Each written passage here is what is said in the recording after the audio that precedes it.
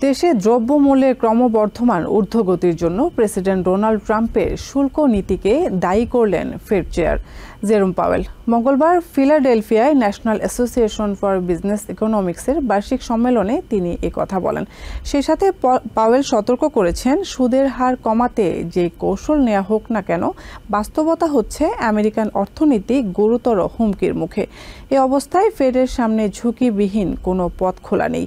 তবে তিনি আশ্বাস দেন, দুর্বল শ্রম বাজারের সাথে মূল্যস্ফীতির ভারসাম্য বজায় রাখতে সুদের হার নিয়ে তারা একটি পরিকল্পনা প্রণয়ন করেছেন।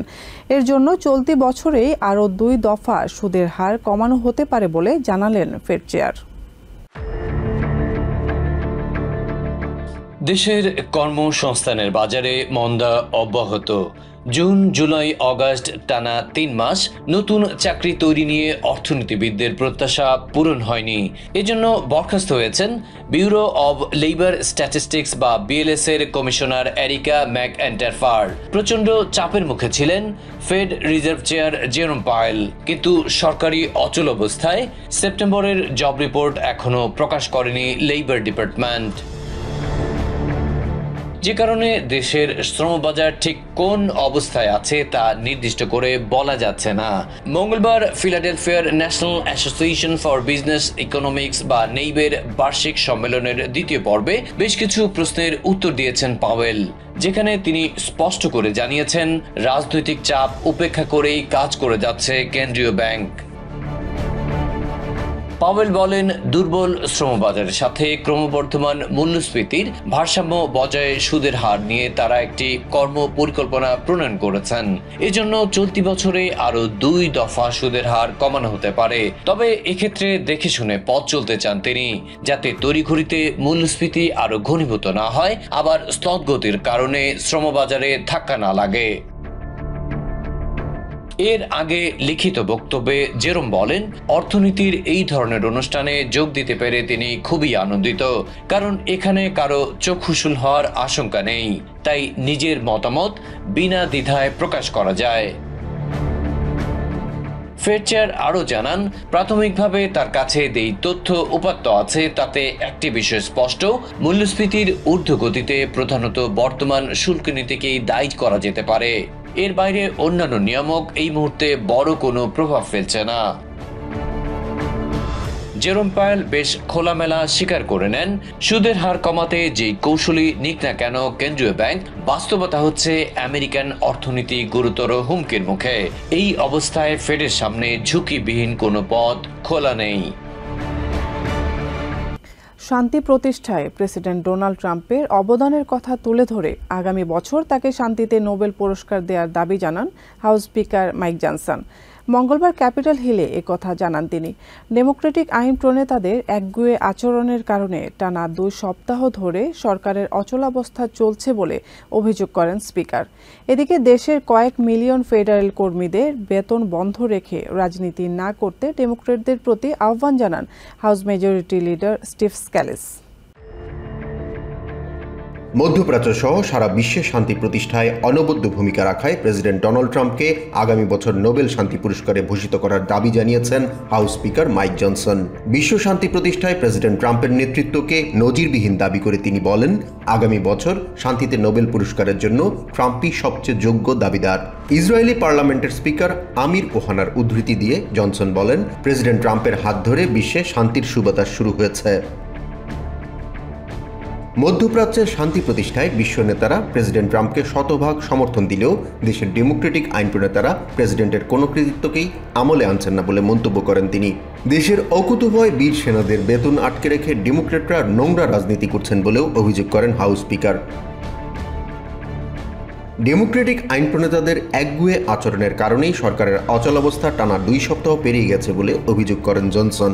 দেশের মানুষকে অচলাবস্থা থেকে মুক্ত করতে রিপাবলিকান আইন প্রণেতারা টানা 8 বার উদ্যোগ নিলেও অবৈধ অভিবাসীদের স্বাস্থ্যসেবাকে গুরুত্ব দিতে ডেমোক্রেটরা উঠে পড়ে লেগেছেন বলেও অভিযোগ করেন তিনি।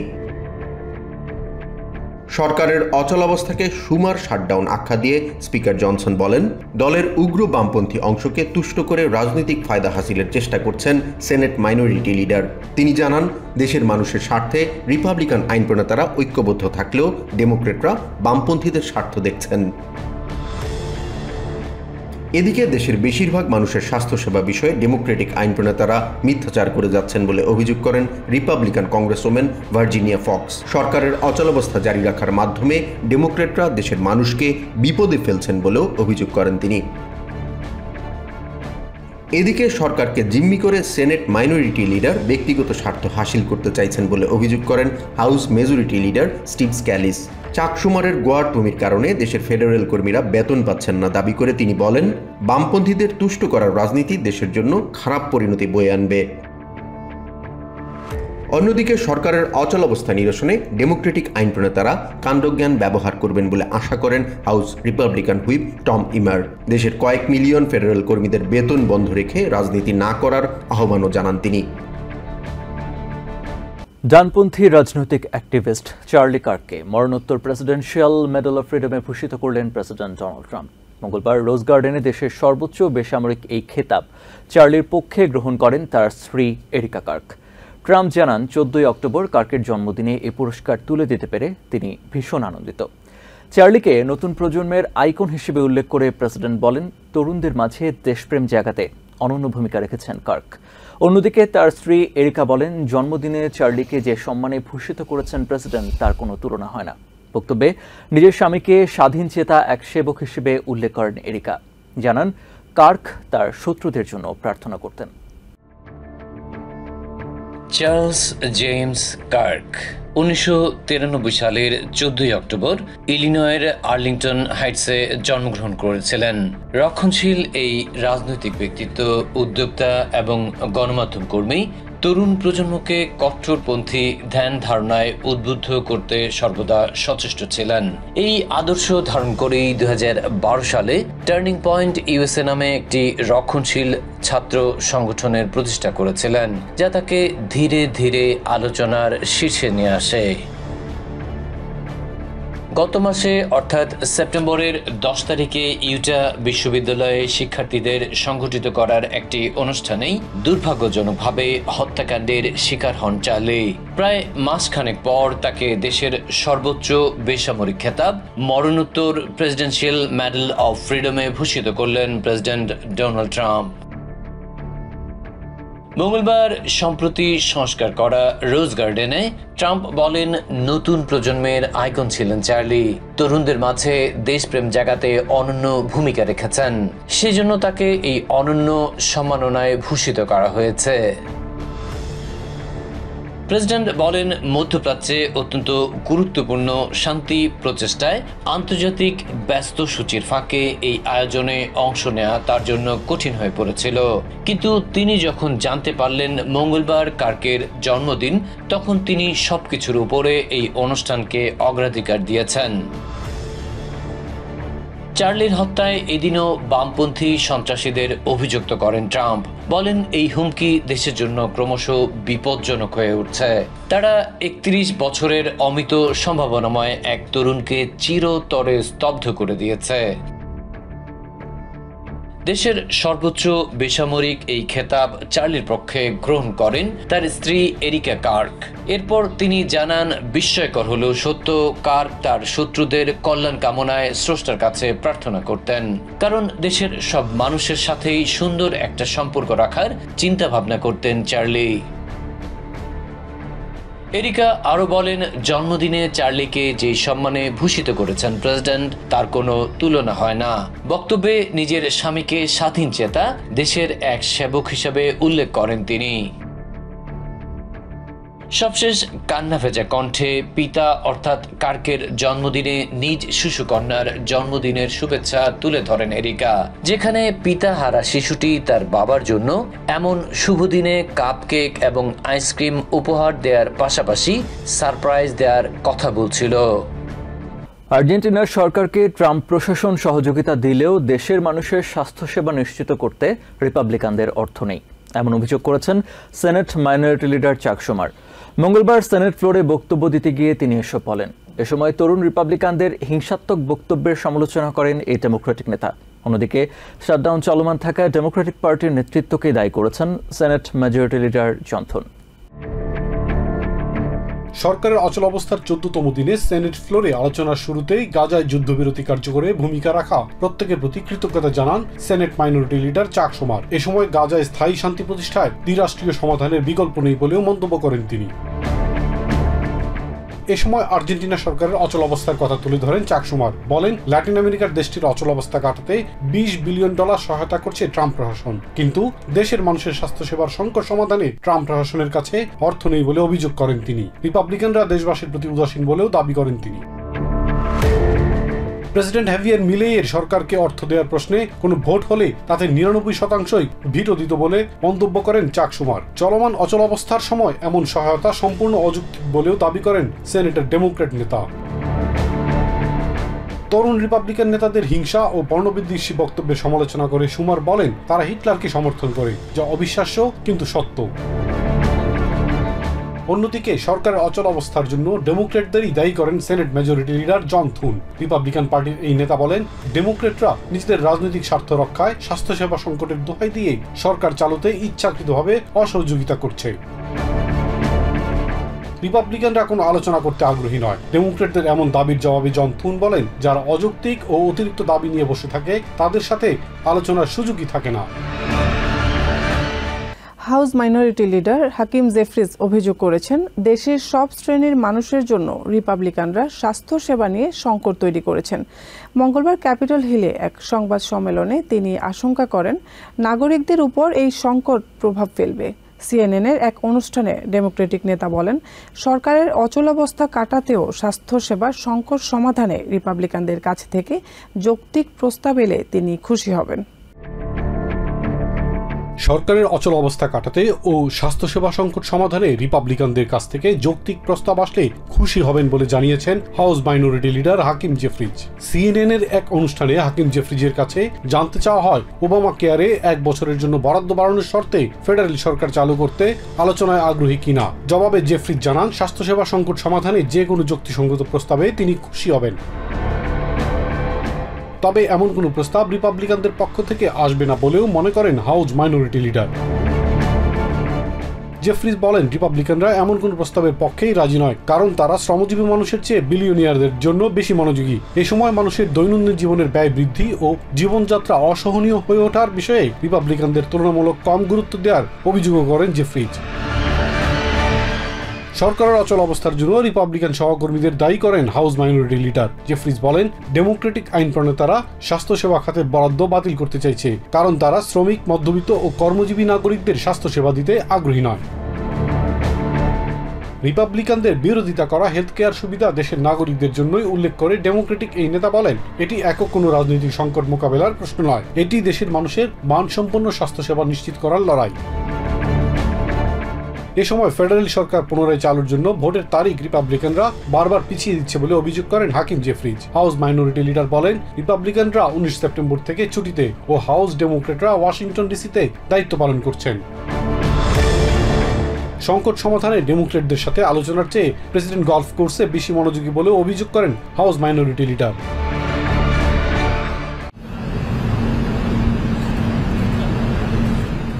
মধ্যপ্রাচ্যে একদিনের সংক্ষিপ্ত সফর শেষে ওয়াশিংটনে ফেরার দিনেই হোয়াইট হাউসে আর্জেন্টিনার প্রেসিডেন্ট হ্যাভিয়ার মিলেইয়ের সঙ্গে দ্বিপাক্ষিক বৈঠক ও মধ্যাহ্নভোজে অংশ নেন president Donald Trump.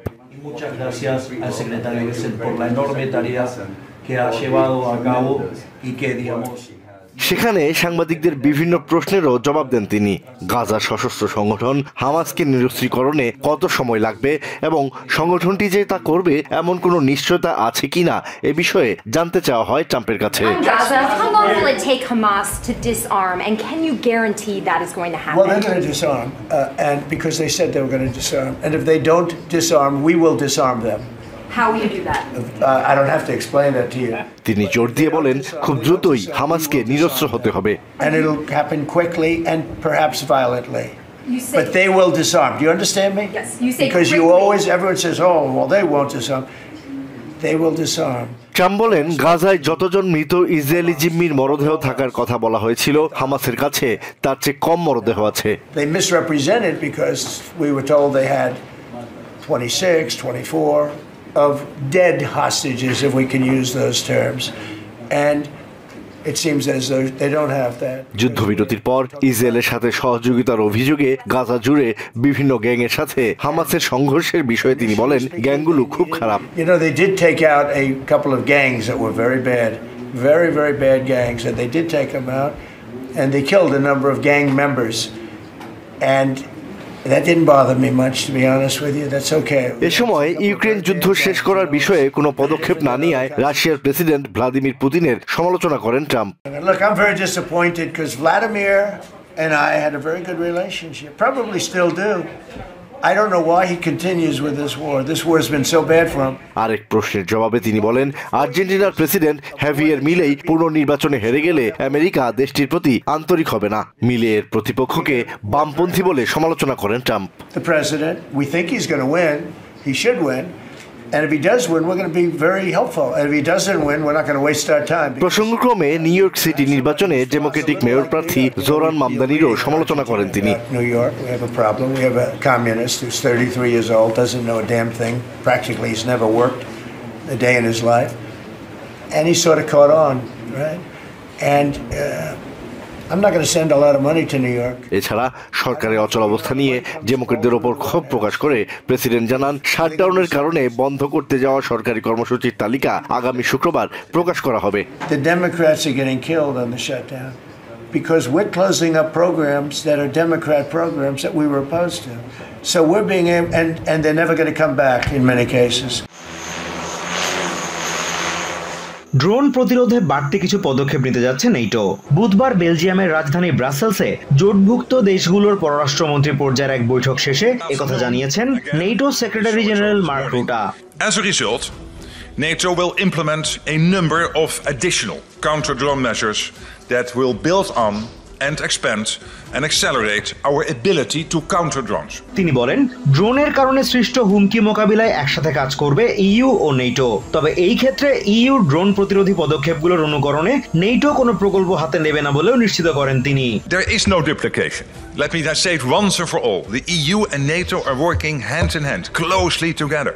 Mark Rutte হুঁশিয়ার করে বলেন, নেটো প্রতিরক্ষামূলক জোট হলেও এই জোটভুক্ত দেশগুলোর 1 বিলিয়ন মানুষের নিরাপত্তায় যে কোনো ধরনের পদক্ষেপ নিতে তারা কোনোভাবেই পিছপা হবেন না। NATO is a defensive alliance. We will remain a defensive alliance, but make no mistake. This defensive alliance is ready and willing to do what it takes to keep our 1 billion people safe and our territory secure. এদিকে জার্মানির পররাষ্ট্রমন্ত্রী Boris Pistorius জানান, সব ধরন এবং শক্তিমত্তার drone উৎপাদনে 10 billion euro বিনিয়োগের সিদ্ধান্ত নিয়েছে তার দেশ। নেটো মহাসচিব মার্ক রুটা ড্রোন প্রতিরক্ষা জোরদারের একটি পরিকল্পনা উপস্থাপন করেছেন। সাম্প্রতিক ঘটনার প্রেক্ষিতে এই উদ্যোগকে স্বাগত জানানো যায়।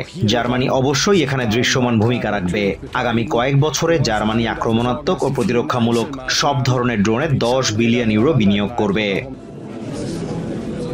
এর আগে পররাষ্ট্রমন্ত্রীদের বৈঠকে ইউক্রেনকে আরো 2 বিলিয়ন ইউরো সহায়তা দেওয়ার ঘোষণা দেন জার্মানির মন্ত্রী। We will continue and expand our support for Ukraine. With new contracts, Germany will provide additional support amounting to over 2 billion euros. এদিকে ওয়ার সেক্রেটারি পিট হেগসেথ রাশিয়ার দিকে ইঙ্গিত করে বলেন, যুদ্ধরতদের বিরুদ্ধে শক্ত পদক্ষেপ না নিলে তাদের কাছ থেকে সমীহ আদায় করা যাবে না। All countries need to translate goals into guns, commitments into capabilities, and pledges into power. That's all that matters, hard power. It's the only thing belligerents actually respect. এই সময় তিনি রাশিয়াকে হুমকি দিয়ে বলেন, এই যুদ্ধ যদি সমাপ্তি এবং শান্তি স্থাপনের দিকে না যায় তবে রাশিয়াকে এজন্য চড়া মূল্য দিতে হবে। Now, if this war does not end, if there is no path to peace in the short term, then the United States, along with our allies, will take the steps necessary to impose costs on Russia for its continued aggression. এই ধরনের কোনো পদক্ষেপ যদি নিতেই হয় তবে department of war সর্বাত্মক সহায়তা করবে বলে আশ্বাস দেন হেগসেথ। অন্যদিকে রুশ প্রতিরক্ষা মন্ত্রী আন্দ্রেই বেলুসভ নেটোর বিরুদ্ধে পাল্টা অভিযোগ তুলেছেন। তার দাবি, নেটো জোট রাশিয়া ও তার মিত্র বেলারুশের সীমান্তবর্তী এলাকায় গোয়েন্দা তৎপরতা জোরদার করেছে। বুধবার দেশ দুটির প্রতিরক্ষা মন্ত্রণালয়ের এক যৌথ সভায় এমন অভিযোগ তোলেন বেলুসভ। রাশিয়া ও বেলারুশের মধ্যে প্রতিরক্ষা সহযোগিতা এই অঞ্চলের শান্তি ও স্থিতিশীলতা বজায় রাখতে খুবই গুরুত্বপূর্ণ, কারণ নেটো এখন প্রকাশ্যে শত্রুতামূলক আচরণ করছে। তারা তাদের পূর্ব সীমান্তে বড় আকারে সেনা মোতায়েন করেছে এবং আমাদের দেশগুলোর সীমান্তে প্রশিক্ষণ ও গোয়েন্দা তৎপরতা আরও বাড়িয়েছে। তিনি অভিযোগ করেন, পশ্চিমা বিশ্বের সহিংস কর্মকাণ্ডের কারণে বিশ্ব শান্তি হুমকিতে পড়েছে।